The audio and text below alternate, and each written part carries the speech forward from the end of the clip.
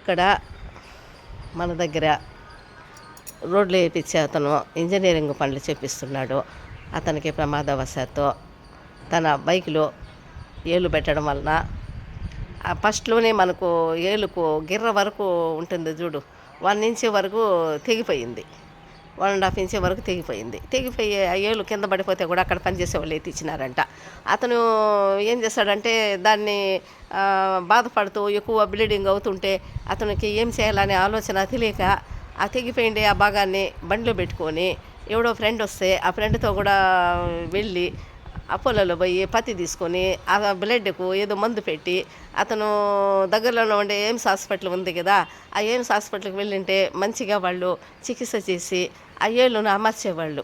అతను నిర్లక్ష్యంగా పట్టించుకోకుండా ఉండిపోయాడు. తర్వాత ఎంత బాధేసింది. ఆ ఏళ్ళు పట్టుకొని కూడా మన ఇంటికి వచ్చాడు. ఏళ్ళు దొరికిపోయింది, ఆ బండిలో ఉంది, ఇలా జరిగింది అమ్మ అన్నాడు. ఎంత తెలివి తక్కువగా చేసుకున్నావయ్యా నువ్వు. మనకు దగ్గరలోనే గవర్నమెంట్ ఎయిమ్స్ హాస్పిటల్ ఉంది కదా, తక్కువ ట్రీట్మెంట్ తోటి అక్కడ మనకు చికిత్స చేస్తారు. అమౌంట్ అయినా నేను సహాయం చేసేదాన్ని కదా. ఇటువంటి సమయంలో సహాయం చేయకపోతే ఇంకెప్పుడు చేయాలి మనిషికి? నీ నిర్లక్ష్యం వలన నీ ఆ చేతిలో ఉండే ఏలును మొండిగా చేసుకున్నావు. ఎప్పుడు కూడా ఇలా ఎవరు చేసుకోవద్దండి. దగ్గరలో ఉండే మంచి హాస్పిటల్కి వెళ్ళి ట్రీట్మెంట్ తీసుకోవాలి. ఏదైనా భాగాలు తొలగిపోయినప్పుడు కూడా అక్కడికి వెళితే 2 అవర్స్ లోపల వెళితే మనకు అమరుస్తారు. లేకపోతే జీవితం అంతా బాధపడాల్సి వస్తుంది.